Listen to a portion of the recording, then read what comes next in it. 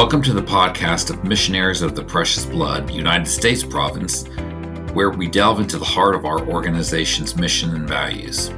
Missionaries of the Precious Blood, founded in 1815 by St. Gaspar de Buffalo, is a Catholic religious congregation dedicated to spreading God's love and mercy through prayer, community, and service. Our podcast serves as a platform to share the stories, reflections, and insights of our members as they strive to live out the charism of reconciliation and redemption. Tune in, be inspired, and become part of our mission to make God's love known to all. Welcome to the podcast of Missionaries of the Precious Blood. Our guest today is Newton Lee, who is in formation with the missionaries. So welcome, Newton. Thank you very much for being our guest today. Thank you. Thank you for inviting me. Newton, yours is a pretty unique story. You and I have spoken before, but I was hoping that you could kind of tell our listeners about your how you came to know of Missionaries of the Precious Blood and the initial stages of your formation period. Sure. So I grew up actually in an evangelical background. I grew up in a Chinese American church in San Jose, California. And part of the journey for me in my faith was becoming Catholic and finding a community and a home in Catholicism. I spent a couple years away from my faith. I struggled with various things, but I was really looking for a community of people who I could share faith with, who could openly talk about what it meant to be a young person in the church. And I was introduced to that community through my work, through brave coworkers at my work that were willing to talk about faith. And through that, I was introduced to a parish in San Francisco called Most Holy Redeemer. And I fell in love with it. I fell in love with the young adult group. I knew from the first session that I was speaking with real people, with real faith and real lives. Through that, I met Father Matthew Link, who is our pastor at Most Holy Redeemer. And I began to explore Catholicism. And as many of you may know, there's a lot of doctrinal differences between a Protestant and a Catholic. And initially, those were really big barriers for me in terms of whether or not I could commit to this church. I felt really intimidated at times. And I'll tell you a story. One is my friend who is now a Jesuit priest named Father Nate. And he told me, Newton, the most important question you have to ask yourself is this the community God is calling you to be part of? And the answer to that question was always an easy yes. The second thing I remember was as I began the RCIA process, the true presence of the Eucharist was a very difficult hurdle for me to embrace. And I thought maybe this would just be the door I couldn't enter into the Catholic faith. I knew it was very important, but I didn't know how to enter it. And at that time, I had a good friend, Buck, who, he was sort of my guide into the liturgy. We went to worship together, we prayed together, we talked a lot about things. And every time, he crossed the tabernacle, he would take the time to bow. During Mass, he would bow before the altar. And I would do it out of a sense of respect. But in my heart, it was very clear. Jesus is in heaven. He is seated at the right hand of the Father. He's not in that tabernacle. And I remember one day stepping and just bowing, and there was a voice inside of me that just says, with all these arguments in my head, he says, just shut up and say amen.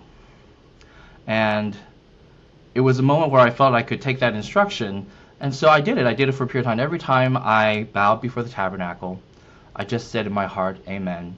And I didn't put any thought into it. And one day, I remember crossing that threshold and bowing and knowing that somehow, during all this time, I had changed. Something inside of me had changed. And I truly believed that in the host, in the consecrated host, is the true presence of Jesus Christ. And it's actually a very big part of my vocation story in terms of what I believe I want to help bring to the world. I believe in bringing the presence of Jesus into the lives of those I minister to. How old were you when the whole process started? How old are you now? Yes, so right now I am 39 years old, and I began about 32, yeah, 32, 31-ish, yeah. As you said, is probably kind of a cultural shock if you go from, if you convert to Catholicism from Protestantism. Was there a particular moment where you thought, "Oh, I need to explore Catholicism," or was it at the encouragement of your coworker? I think at that time there were a number of my friends and I who began talking, and of course that deep yearning for a faith community was sort of pushing my own willingness to explore outside of my own faith community. At the same time, I was becoming very painfully aware that I didn't feel at home in the tradition that I grew up in. You know, I'm not a big fan of long sermons. There's some people who preach for an hour, but also just that I felt there was something missing uh, in that community. And as I spoke with others, I remember a friend recommended to me at the time I was having these terrible nightmares, and he said to me, "Why don't you pray the Litany of the Saints before you go to bed?" And I never prayed anything like that before. So I had it's the more contemporary version. I forgot who wrote it. I think it's, the Lord have mercy, Christ have mercy. And I got that on my phone and I would play it while I slept, right before I went to sleep. And that opened the conversation with me with my coworkers, just talking about really just being a person trying to make it through life. That's what I always call, we're human beings trying to make it through our lives, and we're looking for some sense of safety, some sense of foundation for us to build our lives on. And that was one of the early steps, I think, for me. And that encouraged me to talk with other people about those experiences. Had you ever explored now in terms of your formation into the priesthood? Was there a cathartic moment when you thought, I need to make this commitment? And if so, what drew you to Missionaries of the Precious Blood over another order? Did you explore other orders? So I think part of this story, and I think it's important to mention it, is that, the years that I was out in the desert of my faith were really years where I was trying to understand both my sexuality and also an incredible drug and pornography addiction. And so both of those, well, both being the porn and the drug addiction, were journeys of real special spiritual experiences, and alongside that was a journey on self-acceptance. And as I entered into a period of stability, and I remember that was the year that I was confirmed into the Catholic Church. It was about July, and I don't remember exactly what date, but I remember waking up and just having a spiritual conversation with God about my life and my experiences and what He wanted me to do. And up to that moment, I really still wanted to have my own family. I wanted to have a relationship. And we had a conversation where God just told me, that is not what I want for you in your life. I want you to become a priest. And I joke about this because, it sounds very arrogant, but I remember the voice telling me, "Missionaries of the Precious Blood, I'm not joking." And I went to church that day and I bawled my eyes out. Just the thought of being alone was so overwhelming. But I went to church and I told Father Matt, "I think I'm being called to discern the priesthood." And he just, he was so happy for me, and he says, there's never been a day that I've regretted being a priest. My entire life I feel so happy. And we had that conversation, and it's about an hour drive back to San Jose from San Francisco. And I was driving back, I remember just thinking, I can't do it. I still have so much desire for human companionship that I don't think I could do this work faithfully, you know, if I don't have the trust that I'm really going to be happy in a chaste and celibate life. And I remember making this prayer. I just said in a very honest way to God, I said, I heard, I heard this voice. I'm willing to discern this voice as whether this is the truthful voice or not. But I also want to talk about my life and what I want out of life. And right now, I do still want to have companionship. And one of the things I don't want, because I know how easy it is I don't want to spend my life looking over my shoulder, wondering if there's somebody special waiting for me. I don't want to mistake the look of friendship in someone's eye as something more than that. And if I'm going to truly pursue this life in chastity and celibacy, I want to be very comfortable that that is the most happy person I can be, and that is who I'm really called to be. I made that prayer, and I didn't think about I didn't follow up with Father Matt that week after that weekend, and it was really about 4 months later. We had a young adult retreat where I had that second conversation, and God asked me again. He says, "Newton, I've waited, and I would like your answer." And this is, and he said, will you pursue the priesthood with me? And at that moment, I realized, again, this miraculous way in which God can transform us without us struggling so much. I knew I was okay with being alone. And more important than that, I knew that all the love that I felt was inside of my heart, that I felt so angry at God for not giving me somebody to love, was not meant for one person in this lifetime. He wanted me to direct that to his church, to the community that he's calling me to be part of. And I said yes. And again, big waterworks moment. I'm a very emotional and sentimental person, but I've been very grateful every step of the way. I I don't get lost too much in thinking about what another life looks like because I'm so happy with what I'm doing. You don't. Okay. I was going to ask that because I think there's probably there's an awful lot of sacrifice that comes along with being a priest, but there's obviously a lot of reward. Can you talk about what some of that reward is? I think maybe the biggest surprise for me was that this type of community is very fulfilling. And that is not saying that every day there's never any conflict or any disagreement. Rather, I feel like we can have those disagreements in a very honest way um, as a community. And I didn't know that I could have that type of community.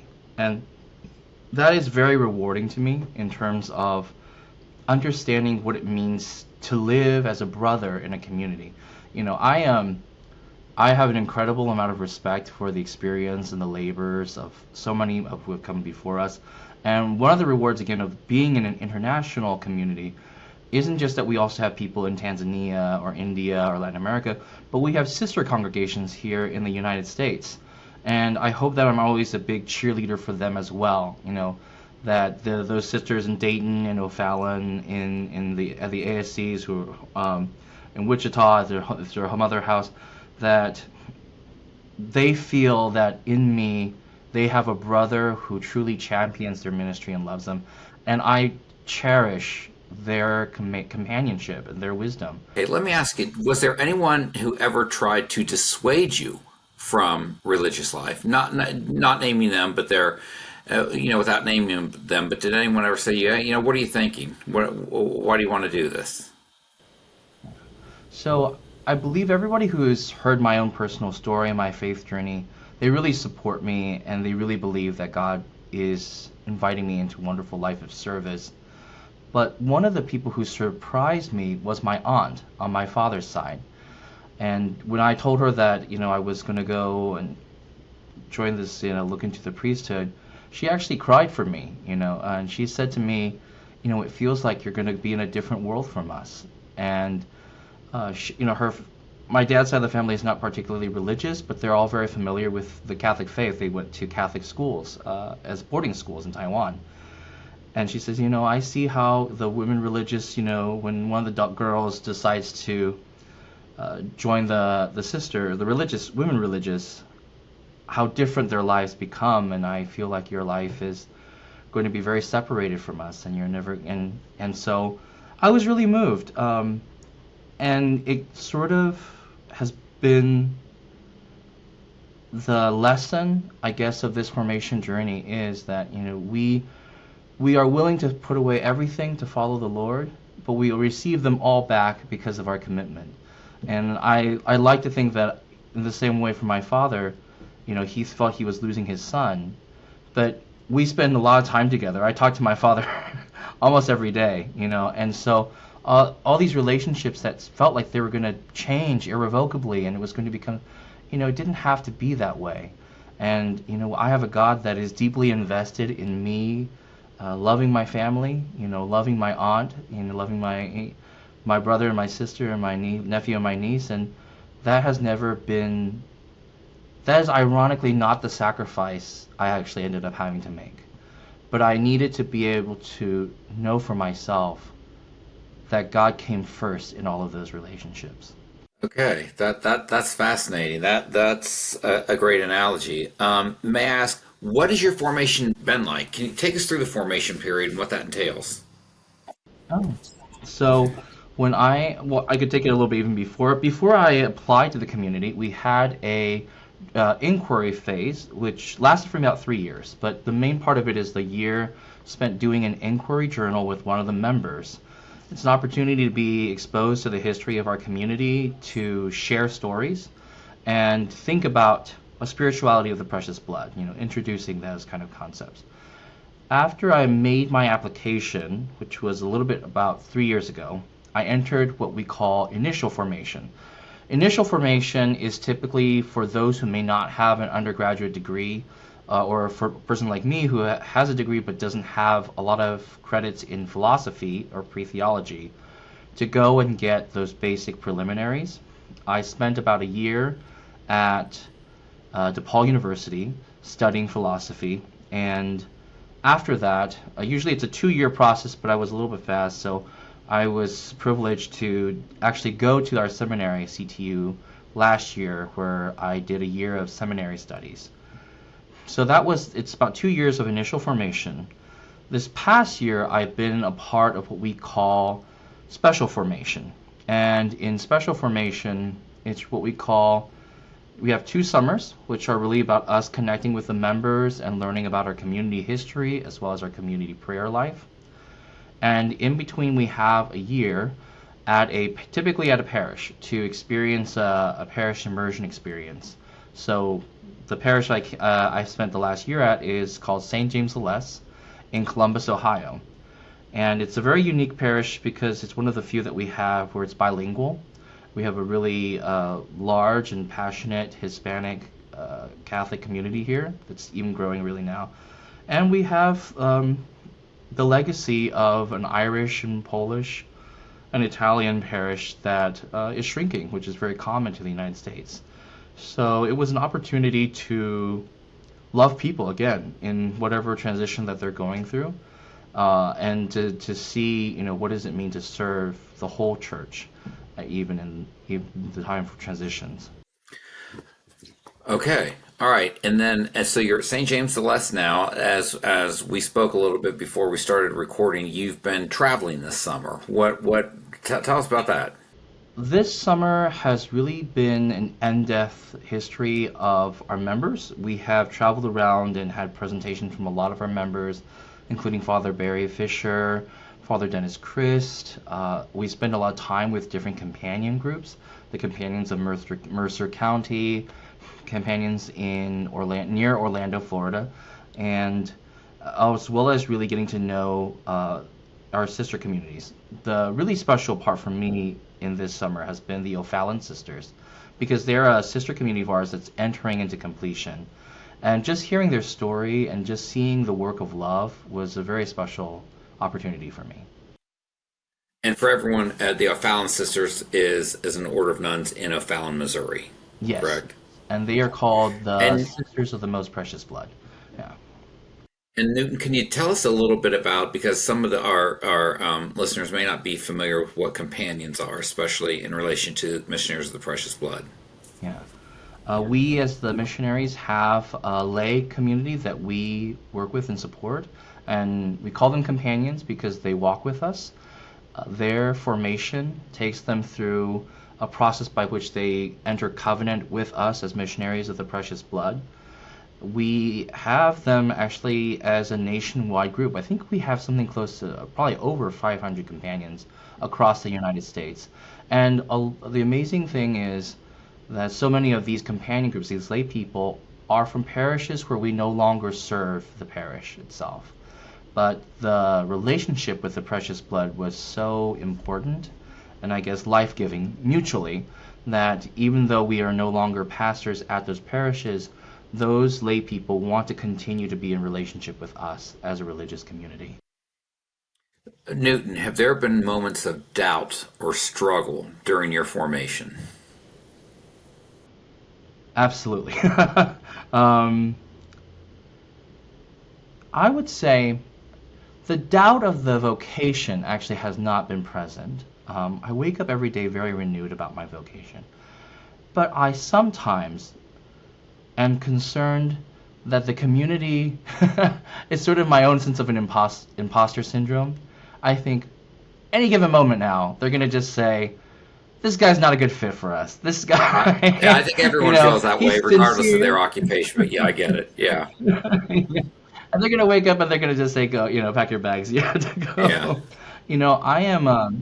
I am a person who really believes in truth telling, but truth telling is not always kind, and that's something that I'm constantly trying to grow in. And so, we have wonderful conversations at the dinner table, and I just love giving it a good go. I love having a good, vigorous discussion, sometimes even in the words of a debate. And I'm passionate. I believe that the gospel matters, and so very little of what I do in my faith is without passion. But that passion doesn't necessarily register when you're having a dinner table conversation. So there have been times where I've been really rough with people on the way I've done my discussions. And I've had to go back and just say, I'm sorry, I pushed too hard. I was too, I wasn't listening or I misunderstood your intentions. And those are the moments where I think, oh man, like I really put my foot into it, and they're gonna say Newton, you're too combative or something, but I also think of it as this is the opportunity for those skills to grow. I believe in growing through conflict sometimes, and so even though I'm learning to be less direct, I also believe that the best way to soften those edges is to actually be truly ourselves and see what happens. That's very perceptive. Conversely to the moments of doubt, have there been any specific moments where you felt particularly affirmed in your vocation? I will say there have definitely been times of affirmation. I think maybe this is a one of the things that when I went to CTU, because of the reality of our formation program being small, I realized that in the house, most of them were priests. I needed to have a community at CTU. And so I would just invite people for dinner. We did like a Friendsgiving. When it was Chinese New Year's, I invited people to do a potluck. And every time, because we're all kind of a very scattered bit of community, people were really grateful to have an opportunity to be together, to be more than just classmates in a classroom setting. And there is something very priestly about getting people together to eat, getting people together to pray. And I feel like that is something that is very true to myself and true to our vocation. I believe in gathering people, and I believe in bringing people to the table and including people. So that feeling, and it's affirmed by the joy that I see in our brothers and sisters, that we don't have to be alone and isolated in our formation programs just because I'm a one person or two person in a program. That has really been a validation that I'm actually pursuing the right thing for my life. Okay. Well, Newton, do you is it so you talk about balance? Is there a balance? How do you maintain a balance between prayer, study, and personal time? I learned a lot of my studying habits later in life, and they've been very helpful. But one of the things for me about praying is a deep conviction that I'm always praying. It doesn't matter if I have a book open or I'm getting ready for bed or I'm eating. Actually, there's a part of me that's always praying. And I believe the Spirit is constantly working. And my responsibility is to support my spirit in the spiritual work the best way I can. And that the best way is, self-care, attending to what I'm called to do in my earthly ministries. But also I believe in a spirit that is constantly advocating for us. So it's interesting. A lot of people don't understand my way of praying, And so I actually spend one of the parts I do end up praying is I get in my car and I drive, I turn on the radio, I sing songs, or I spend time in silence. Um, and that balance of being able to get away and do my own spiritual thing has been really nourishing for me in my life. Well, outside of formation time, what do you like to do? What do you like to do in your leisure time? I I like to cook. I do like to do some reading. I actually got involved with tutoring, and that's one of the things I really love actually is tutoring kids.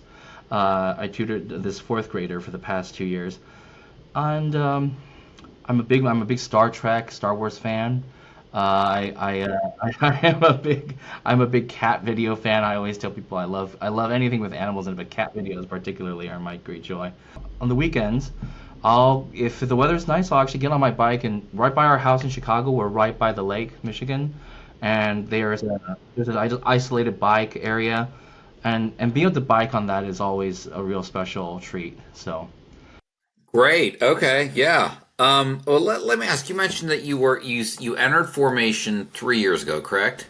Mhm. And that would put you at 36. You were 36 when you entered formation. Now, is that considered late as far as a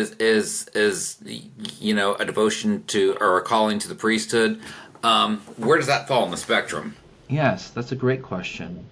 The reality is, I think they would have preferred a younger person, but I think 35, 36 was about the cusp, I think, for entering the priesthood, as I was told. We in our community have a number of members who were late joiners, who were late discerners in their vocation. So I think our community was willing to look at them seriously. But it is a little bit unusual. A lot of the classmates I have who are discerning priesthood or brotherly vocation are probably in their late 20s. So I am a little bit of a bird, yeah. But even late 20s, that seems so. It seems like it might be rare that someone would go straight into formation from college. Seems like there always seems to be a bit of a gap there. I would think that is the current paradigm. I think before that was more common. I think that time has been dragging out, and personally, I have definitely found it very helpful to have some work experience in the secular world. And I think my encouragement to any young person is, we are invited into the most abundant way of living with Jesus, and there is no place that He doesn't go with us. Um, if your calling is right now to drop everything, then you should pursue that if that's the passion. But if you want to have a little more experience with what it means like to work in an office, to be an astronaut, to be a piano player, to be an accountant, as I was, those are all wonderful, godly things to do. Any advice for any young men or women out there who may be discerning a vocation to religious life? We should have an impregnable foundation that God loves us, no matter if we are in religious life or not in religious life. But also, I think we might want to consider just the reality of what it means to give yourself totally to something. Newton, it has really been a pleasure. Yours is a fascinating story. I've enjoyed the conversation, and when we met a few months ago, really enjoyed that too. Thank you so much for being a guest. Our guest today. Our guest is Newton Lee, who is in formation with Missionaries of the Precious Blood. I'm very grateful for the opportunity, Patrick. Thank you so much.